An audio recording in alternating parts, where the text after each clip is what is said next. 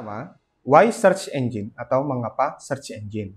Nah, berdasarkan sumber dari HubSpot tahun 2023, search engine atau mesin pencari menjadi platform utama dan paling sering digunakan oleh user untuk mendapatkan informasi dan juga solusi.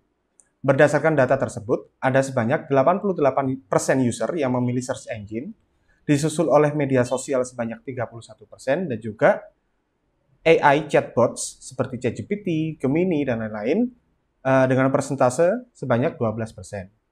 Survei atau data tersebut dilakukan di US pada bulan Mei 2023. Nah, kemudian yang kedua, search engine juga menjadi platform dengan user terbanyak jika dalam hal mencari atau menemukan brand.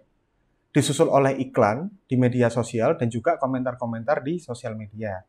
Survei atau data tersebut diambil dari We Are Social, di mana website tersebut sering sekali melakukan survei digital seperti ini ya.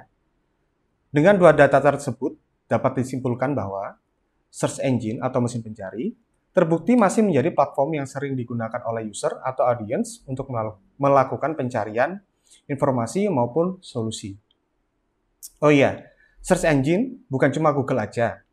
Jadi ada Google, ada Bing, ada Yahoo, Yandex, Baidu, dan lain-lain. Dan juga faktanya Google memegang 90% market share secara global. Sangat dominan ya.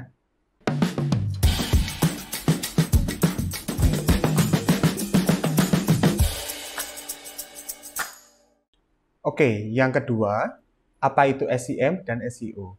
Mari kita mulai pembahasan ini berfokus di SEM. Nah, SEM atau Search Engine Marketing adalah strategi marketing yang menggunakan sistem paid advertising atau biasa disebut PPC. Secara sederhananya adalah, SEM merupakan strategi pemasaran di mesin pencari yang menggunakan cara berbayar untuk menaruh website kita pada peringkat atas di mesin pencari. Kalau kita menggunakan Google, pastinya kita akan menggunakan tools seperti Google Ads. Nah, di Google Ads sendiri ada banyak fiturnya, mulai dari research keyword, atau di sana disebut Google Keyword Planner, hingga kita bisa melihat result atau hasil performa iklan. Di sana banyak metrik yang bisa kita gunakan untuk mendukung performa iklan. Kemudian, SEM menggunakan cara bidding strategi atau penawaran. Nah, bidding ini kita bahas setelah ini ya. Oke, selanjutnya, salah satu keunggulan SEM adalah kita dapat menentukan target audiens kita.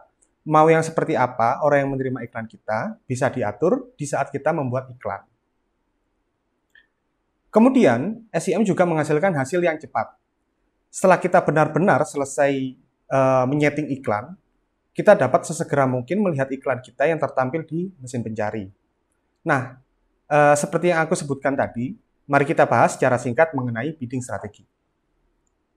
Dalam beriklan di Google Ads, kita menggunakan yang namanya strategi bidding. Nah, strategi bidding ini sendiri adalah bagaimana atau cara penyedia platform, dalam kasus ini adalah Google Ads, untuk memproses iklan kita agar tertampil pada halaman Google. Pada dasarnya, bidding menentukan seberapa banyak yang kita keluarkan atau kita bersedia untuk mengeluarkan uang secara per klik atau per jumlah tayangan untuk sebuah iklan. Selanjutnya, kapan atau di situasi apa kita harus menggunakan strategi SEM? Yang pertama, ketika kamu atau perusahaan kamu membutuhkan hasil yang cepat. Nah, maksud hasil ini bisa apa aja ya? Bisa conversion, traffic, atau bahkan sekedar testing juga bisa. Yang kedua, budget. Pastikan kamu atau perusahaanmu memiliki anggaran yang bisa dikeluarkan agar dapat menjalankan strategi SEM ini. Selain itu, salah satu keunggulan SEM adalah kamu bisa mengontrol keuangan dari iklan itu sendiri, jadi bisa lebih fleksibel. Ketiga, promosi. SEM dapat digunakan untuk meningkatkan brand awareness hingga konversi. Nah, hal tersebut cocok untuk digunakan jika kamu ingin mengeluarkan produk atau servis baru, atau saat ada event tertentu seperti seasonal campaign, dan juga saat ada demand yang lagi tinggi.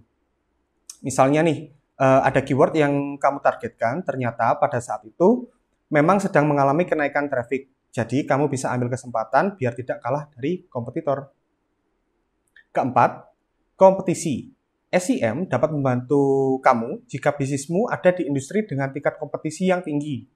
Selain itu, website baru dengan strategi SEO yang belum teroptimasi dengan baik atau belum sempurna, which is membutuhkan waktu yang tidak sebentar ya. Dengan menggunakan strategi SEM, kamu bisa berkompetisi dengan kompetitor di mesin pencari menggunakan strategi paid per klik tadi. Nah, ada fakta cukup menarik diambil dari Google Economic Impact. Rata-rata dari semua industri, bisnis yang menggunakan Google Ads akan menghasilkan $2 dari setiap $1 yang mereka keluarkan di Google Ads, atau 2:1 ya. Jadi SEM ini cocok buat kalian yang memang ingin mendapatkan hasil secara cepat dan juga revenue yang tinggi, seperti itu.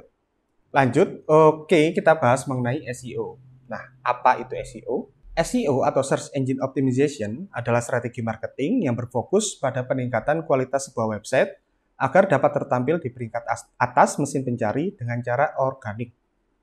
Maksud dari organik ini biasanya dikaitkan dengan hal yang gratis. Tapi SEO itu tidak sepenuhnya gratis loh. Ada biaya yang tetap harus dikeluarkan, seperti penggunaan atau pembelian SEO tools demi menunjang keberhasilan dari strategi SEO itu sendiri. Oh iya, bicara mengenai SEO tools, kamu bisa intip Sequence Stats. Nah, kamu bisa intip di sequence.day. Sequence Stats sendiri adalah salah satu SEO tools buatan anak bangsa yang berfokus pada keyword research tool. Banyak keunggulan yang bisa kamu ambil. Oke, lanjut. Nah, kemudian SEO sendiri cukup kompleks ya, dengan beberapa hal yang harus dioptimasi. Seperti on-page optimization, off-page optimization, hingga technical settings. Selanjutnya, SEO membutuhkan waktu untuk melihat hasil. Berapa lama? Bisa jadi dalam hitungan bulan, 3, 6, 8 bulan. Atau dalam beberapa kasus bisa sampai hitungan tahun. Tapi cepat atau lambatnya SEO ini tergantung dari cara optimasi dan juga persaingan. Nah, salah satu tujuan SEO adalah membuat sebuah website berada di peringkat atas mesin pencari atau Google ya. Semakin tinggi peringkat website di keyword yang ditargetkan, maka semakin besar pula kemungkinan website tersebut untuk diklik atau mendapatkan kunjungan. Selanjutnya, benefit. Nah, benefit dari SEM dan juga SEO. Kalau SEM sendiri, salah satu benefitnya adalah quick result atau hasil yang bisa dilihat itu cukup cepat. Jadi setelah kita melakukan optimasi atau setting di iklan, dalam beberapa saat kita bisa melihat hasilnya gitu ya. Kemudian increase conversion rate. Jadi SEM ini juga bisa mendukung bisnismu untuk meningkatkan conversion rate. Kemudian adjustable budget. Nah, adjustable budget di sini maksudnya adalah di SEM, terutama di Google Ads ya, itu kalian bisa mengatur budgetnya sendiri untuk pengeluaran iklan tersebut. Kemudian measurable result. Jadi kamu bisa melihat hasilnya dan juga kamu bisa mengukur hasil dari iklan itu. Jadi seperti yang aku bilang tadi, ada banyak metrik yang bisa kamu lihat dan juga untuk mendukung performa dari iklan kamu. Kemudian benefit dari SEO sendiri, salah satunya adalah increase visibility. Jadi visibilitas dari websitemu itu bisa ditingkatkan dengan cara SEO. Jadi semakin tinggi, semakin bagus pula. Selanjutnya, SEO bisa meningkatkan kredibilitas dan juga brand awareness websitemu. Nah, jika websitemu berada di peringkat atas di mesin mencari, user akan menganggap bahwa websitemu kredibel atas topik yang mereka cari. Kemudian, SEO juga bersifat jangka panjang. Jadi, salah satu benefitnya SEO adalah long-term marketing strategi.